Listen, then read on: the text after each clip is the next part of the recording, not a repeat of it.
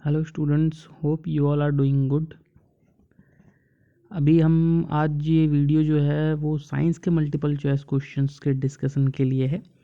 Previously मैंने social studies के MCQs discuss किए थे।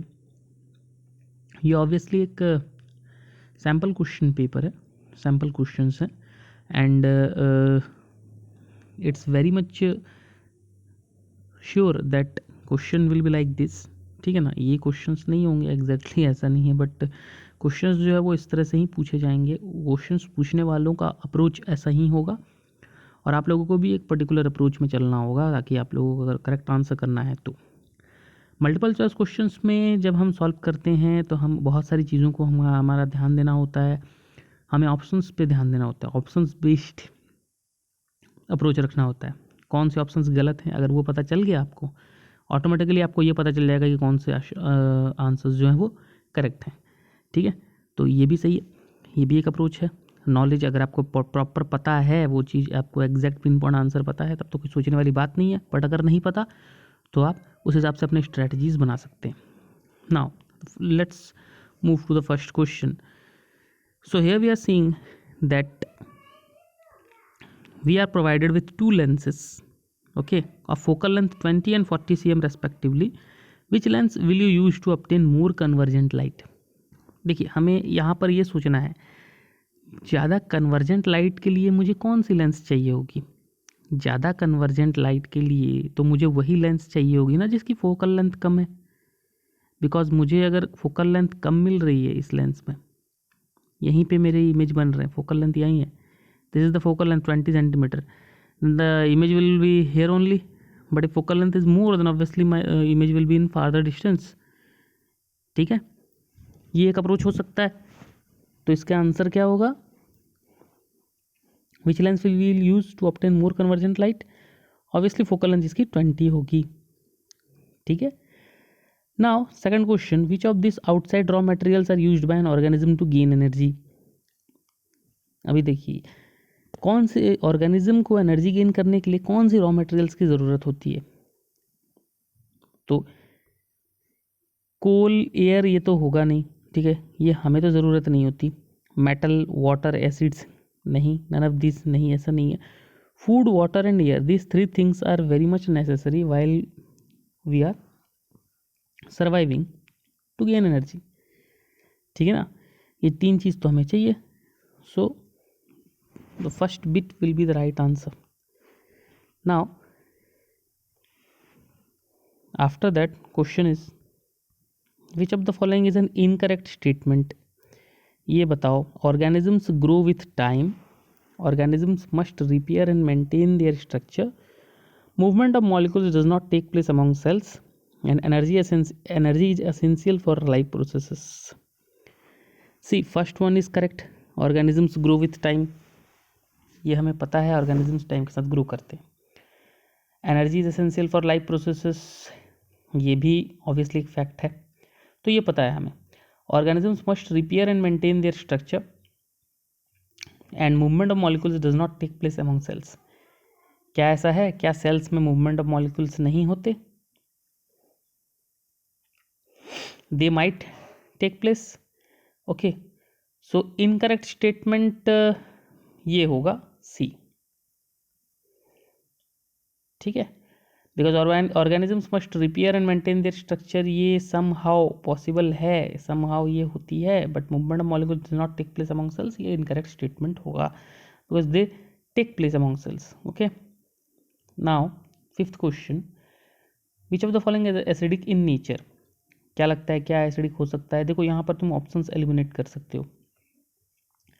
ह्यूमन ब्लड नहीं होता है एसिडिक, लाइम वाटर, एंटासिड तो चलो नहीं होगा acidic, lime water and lime juice which will be more acidic. जब मैंने लाइम को वाटर में मिला दिया है तो इसमें एसिडिटी ऑब्वियसली कम हो जाएगा ना, लाइम जूस में ज़्यादा होगा। So acidic in nature will be lime juice. ये कंसेप्चुअल क्वेश्चन है, यहीं पे बच्चों के कंसेप्ट को जज किया जाता है, उनके कंसेप्ट को एनालाइज किया जाता है। So always try to analyse your knowledge, always try to evaluate that what you have read. ठीक है ना, एनसीईआरटीज़ के नॉलेज को पुख्ता करो, परफेक्ट करो, और साथ ही साथ लग जाओ इन सब चीज़ों को प्रैक्टिस करने में। जितना क्वेश्चंस प्रैक्टिस करोगे, जितना स्ट्रैटेजीज को अपनाओगे, जितना क्वेश्चंस के साथ खेलोगे ऑप्शंस के साथ, उतना बेटर समझ पाओगे। ऑप्शंस को इवेलुएट करना बहुत ज़रूरी है। So lime juice will be the correct answer, sorry for that. Now which of the following is a correct example of respiratory substrate. एक रेस्पिरेटरी सबस्ट्रेट का करेक्ट एग्जाम्पल क्या होगा। अब इसमें इससे पहले तो ये जान लेना ज़रूरी है ना कि सबस्ट्रेट क्या होता है, ठीक है, ये जानना हमारे लिए बहुत ज़रूरी है। हाँ, तो हम विच of the following is correct example of respiratory substrate, तो ऑब्वियसली रेस्पिरेटरी सबस्ट्रेट का मतलब ये मान सकते हो कि रेस्पिरेटरी प्रोडक्ट कह सकते हैं इसे, ठीक है। तो रेस्पिरेटरी प्रोडक्ट इनमें से क्या हो सकते हैं। ऑब्वियसली हम जब रेस्पिरेशन करते हैं तो उनसे ग्लूकोज बनता है, that is used for energy production, so glucose will be the right answer. Okay, what would be the nature of an image formed by a concave mirror when the object is placed at focus. ये तो बहुत ही आसान है कि अगर एक object को focus पे प्लेस किया जाए तो इमेज जो बनेगा ना कनकेव मिरर का, वो क्या होगा, ठीक है, वो इमेज का नेचर क्या होगा। तो देखो, हम ये जानते हैं कि मैक्सिमम केसेस में जो कनकेव मिरर में जो इमेज बनते हैं ना, वो रियल एंड इन्वर्टेड होते हैं। एक लास्ट केस होता है, एक लास्ट केस होता है, अगर सबको याद हो, एक लास्ट केस होता है जिसमें कि ऑब्जेक्ट होता है in between focus and pole. Pole and focus में जब ऑब्जेक्ट होता है तो ही वो वर्चुअल इमेज फॉर्म करता है, पीछे की तरफ वर्चुअल इमेज फॉर्म करता है, ठीक है। तो एक ही केस होता है जिसमें वर्चुअल इमेज फॉर्म होता है, अदरवाइज सारे केसेस जो हैं वो रियल एंड इन्वर्टेड होते हैं। दैट्स वाई ये केस भी फोकस में रहने वाले में भी रियल एंड इन्वर्टेड ही होने वाला है आंसर, और कोई इसमें कन्फ्यूज़न नहीं होनी चाहिए। सभी को वो केसेस मन में याद होनी चाहिए, कनकेव एंड कन्वेक्स लेंसेज की, कन्वेक्स की सॉरी मिरर की, कन्वेक्स की तो 2 ही है, कनकेव के 5 हैं, ठीक है। तो वो केसेस याद होनी चाहिए ताकि आसानी से एनालाइज कर सको। What is the function of platelets. अब यहाँ देखो फंक्शन प्लेटलेट्स की क्या है, ये तो एनसीईआरटी में डायरेक्ट लिखा हुआ क्वेश्चन है, ठीक है। तो इसमें और भी ज़्यादा कन्फ्यूजन होने की कोई चांस है नहीं। प्लेटलेट्स तो क्लॉट करने के काम आते हैं ब्लड को, बस सिंपल सी बात है, इसमें और कोई दिमाग नहीं लगाना। What is the colour of ash formed when an magnesium ribbon is burned in air. अब ये बताओ, ये काफ़ी इंपॉर्टेंट क्वेश्चन है और साथ ही साथ बहुत ही ईजी क्वेश्चन भी है। जब भी हम मैग्नीशियम रिबन को एयर में बर्न करते हैं तो वो किस तरह का ऐश फॉर्म करता है, यानी राख जो होती है उसकी किस तरह की होती है। मैग्नीशियम रिबन की जो राख होती है, हम यहाँ एक्सपेरिमेंट में भी किए होंगे बहुत सारे बच्चे लैब में जाकर, वो वाइट कलर की होती है, ठीक है। और ये एक्सपेरिमेंट भी डायरेक्ट एनसीईआरटी बुक में दिया हुआ है, तो ऑब्वियसली ये याद होनी चाहिए, ठीक है। What is the angle between two lateral surfaces of a prism known as. Angle between two lateral surfaces means like this, ऐसा अगर प्रिज्म है, ये जो एंगल है इसे हम क्या कहते हैं। तो देखो, ये एनसीईआरटी में ही दिया गया होगा, इस एंगल को एंगल ऑफ प्रिज्म कहते हैं। एनसीईआरटी में डायरेक्ट दिया हुआ है ये चीज़, जिसने एनसीईआरटी पढ़ा है वो तुरंत इसे करके सॉल्व करके आगे बढ़ जाएगा, ये मुझे पता है क्योंकि एनसीईआरटी में साफ साफ शब्दों में लिखा हुआ है, ठीक है। What is the advantage of having a 4 chambered hurt. अब ये बताओ, ये भी बहुत ही आसान है। 4 चैम्बर के हर्ट होने का क्या एडवांटेज है, पहले ऑप्शंस देख लेते हैं। Clear cut division of labour among different chambers. Division of labour among different chambers means her chamber का अपना अलग अलग काम, इसी को कहते हैं डिवीजन ऑफ लेबर। उसके बाद separation of oxygenated and deoxygenated blood in the heart. सीधी सी बात है कि अगर 4 चैम्बर हर्ट होगा तो यहाँ पर सेपारेशन होगा, एक तरफ ऑक्सीजनेटेड होंगे, दूसरी तरफ डीऑक्सीजनेटेड होंगे। और अगर सेपरेशन होगा, एफिशिएंसी इंक्रीज हो जाएगी हर्ट की जो काम करने का क्षमता है, कैपेसिटी है, वो बढ़ जाएगा, ठीक है। ऑल द अबव, तो हमारे देखने से तो ये यही लग रहा है कि क्योंकि 4 चैम्बर हर्ट हैं, 4 चैम्बर हर्ट हैं, तो ये तीनों जो हैं वो उसके एडवांटेज हैं। So all the above will be the right answer. ये भी एनसीईआरटी बुक की एक डायरेक्ट क्वेश्चन है, किया होगा तुम लोगों ने, एनसीईआरटी बुक में वो डायरेक्ट दिया हुआ है, ठीक है। उसमें एक और क्वेश्चन भी बहुत इंपॉर्टेंट है कि व्हाट इज डबल सर्कुलेशन, वो भी इंपॉर्टेंट है, ठीक है, वो भी देख लेना। Double circulation is also very important, basically वो ह्यूमन बींग्स में ही होता है, ठीक है। और जिनके 4 चैम्बर हर्ट होते हैं उनमें होते हैं, ठीक है, डबल सर्कुलेशन, ऐसी बात नहीं कि सिर्फ ह्यूमंस में होते हैं. Got it. So that is this is also a very important point. Do watch it once in a book. अब देखो 12th में असर्शन रीजन आ गया. ह्यूमन बॉडी, मैंने ये सुना है कि असर्शन रीजन में बहुत बच्चे कंफ्यूज होते हैं. मुझे भी मेरे स्टूडेंट्स जो हैं वो ये हमेशा उनकी क्वेरी रहती है कि असर्शन रीजन के बारे में हमको उनको बताया जाए. तो देखो, human body produces highly toxic substances which if not eliminated may cause death. सही बात है, अगर हम अपने टॉक्सिक सब्सटेंसेस को एलिमिनेट नहीं करें तो वो डेथ भी हो सकता है उनसे. Excretory substance removes nitrogenous waste from the body. Excretory substance removes nitrogenous waste from the body. ये भी हमें पता है कि जो हम एक्सक्रिएशन पढ़ते हैं, जो मेथड है एक्सक्रिएशन का, वो क्या करता है, शरीर से नाइट्रोजनियस वेस्ट को निकालता है. अभी देखो यहाँ पे बात हो रही है कि हाई टॉक्सिक सब्सटेंस है और उनको अगर एलिमिनेट ना करें तो डेथ भी कर सकते हैं. यहाँ एलिमिनेशन की बात की गई है, जो निकलते हैं शरीर से नाइट्रोजनियस वेस्ट. तो असर्शन में सीधी सी बात है, ये दोनों ही अपने अपने जगह ट्रू हैं. अगर ट्रू है तो हम ये option A is false, R is true तो नहीं करेंगे. Both A and R true but R is not the correct explanation. नहीं, दोनों तो करेक्ट एक्सप्लेनेशन है. R is the correct explanation. यहाँ पर एलिमिनेशन की बात की गई है टॉक्सिक सब्सटेंसेस की, ठीक है, यहाँ पर एलिमिनेशन की बात की गई है टॉक्सिक सब्सटेंसेस की. सो ऑब्वियसली ये दोनों ही रिलेटेड हैं और दोनों ही ट्रू हैं. तो both A and R true and R is the correct explanation of A. What is the action on the litmus of solution of ammonia gas in water? What is the action on litmus of solution of ammonia gas in water? Sorry, एक question जो है वो 2 बार repeat हो चुकी है. No problem, तुम इसे as a single question ही देखोगे. तो अमोनिया गैस का क्या रिएक्शन होगा ऑन लिटमस ऑफ सोल्यूशन. ठीक है, अमोनिया गैस का जो हम लिटमस सोल्यूशन कहते हैं ना, जो एक इंडिकेटर होता है, सबने पढ़ा होगा, तो उसमें अमोनिया गैस जो है उसका क्या एक्शन होने वाला है, उसका क्या रिएक्शन होगा. ऑप्शंस देख लेते हैं. Red litmus changes to blue, blue litmus changes to red, no change and both A and B. तो यहाँ पे दिया गया है कि रेड लिटमस जो है वो ब्लू में चेंज हो जाएगा, blue litmus changes to red, and obviously we know this thing that ammonia gas behaves like an acidic gas. ठीक है, तो इसलिए ब्लू लिटमस चेंज हो जाएगा रेड में. ठीक है, ठीक है. Now what is correct about aerobic respiration. In aerobic respiration what is correct regarding this. Breakdown of food takes place in presence of nitrogen, breakdown of food takes place in presence of oxygen, breakdown of food takes place in presence of sulphur dioxide, carbon dioxide. अब देखो ये कितनी simple सी बात है, इसमें तुमको कुछ ध्यान नहीं देना. इसमें बस इतना करना है कि breakdown of foods takes place in presence of oxygen. सीधी सी बात है, जब हम एरोबिक एनारोबिक की बात करते हैं, एरोबिक रेस्पिरेशन वही होता है ना जहाँ ऑक्सीजन होता है. सीधी सी बात, ये ऑप्शन तो क्लियर है, B number. Got it. What ions are present in the solutions of magnesium hydroxide. Magnesium hydroxide में कौन से आयंस प्रेजेंट होंगे, ये भी बड़ा ही सिंपल सवाल है.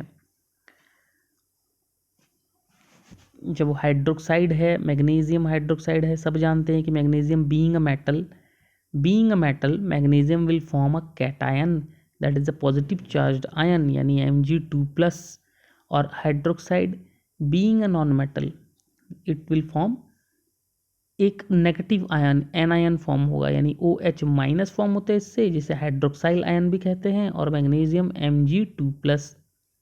यानी कि सीधी सी बात है कि A will be the right answer, Mg2+ and OH-. ठीक है, मुझे नहीं लगता किसी को कोई भी डाउट होना चाहिए यहाँ तक इसमें. ये तो बड़ी सिंपल सी बात है. हाइड्रोक्साइल आयन, मैग्नीशियम आयन, कौन पॉजिटिव है कौन नेगेटिव है, कौन कैटायन है एनायन है, बहुत सिंपल है. अभी देखो ये असर्शन रीजन में एक अच्छा क्वेश्चन आया हुआ है कि the centre of curvature is not a part of mirror, it lies outside its reflecting surface. ये असर्शन है. ठीक है, रीजन दिया गया है कि the reflecting surface of a spherical mirror forms a part of a sphere, the sphere has centre. क्या होगा, the reflecting surface of a mirror forms a part of a sphere, the sphere has a centre ठीक है, तो ये दोनों R true होंगे, means A and R true होंगे, R is correct explanation. एक बार एनालाइज करो, देखो कि इसमें क्या दिया हुआ है। ठीक है, यहाँ पर सबसे पहली बात तो दिया गया है कि सेंटर ऑफ कर्वेचर मिरर का पार्ट नहीं है, वो आउटसाइड इस रिफ्लेक्टिंग सरफेस रहता है। ऑब्वियसली हमने भी पढ़ा है, वो तो प्रिंसिपल एक्सिस में रहता है। ये अगर एक मिरर है तो सेंटर ऑफ कर्वेचर तो इसके प्रिंसिपल एक्सिस में होगा, यहाँ होगा C. The reflecting surface of a spherical mirror forms a part of a sphere, this sphere has a centre. ये भी सही है, जो रिफ्लेक्टिंग सरफेस होता है ना वो कहीं ना कहीं किसी स्पीयर का पार्ट होगा ना, और उस स्पीयर के पार्ट के स्पीयर के सेंटर को ही हम सेंटर ऑफ कर्वेचर कहते हैं। So according to me and I know that according to everyone this A will be the right answer because both A and R are true and R is the correct explanation of A. Got it? What does the arrowhead point in a chemical reaction which shows the direction of the reaction? Arrowhead क्या बताता है? ठीक है, What does the arrowhead point in a chemical reaction? किसको point करता है, क्या बताता है, डिपेंड करता है कि तुम्हारी क्वेश्चंस की अंडरस्टैंडिंग कितनी क्लियर है। ठीक है, सब जानते होंगे यहाँ पर एरोहेड क्या होता है। What does the arrowhead point, जैसे कि कुछ रिएक्शन लिखा गया है H2 plus O2 gives H2O, ठीक है ना। यहाँ हम जानते हैं ये रिएक्टेंट है, ये प्रोडक्ट, ये रहा एरोहेड। तो arrowhead, what does the arrowhead point in a chemical reaction? Arrowhead is pointing to what? It is pointing to product, so obviously product will be the right answer. What color will the universal indicator show if you add it to potassium hydroxide? Potassium hydroxide को जब हम show करें, potassium hydroxide में जिसकी pH है potassium hydroxide की 12 है, तो यूनिवर्सल इंडिकेटर में कौन सी कलर आएगी?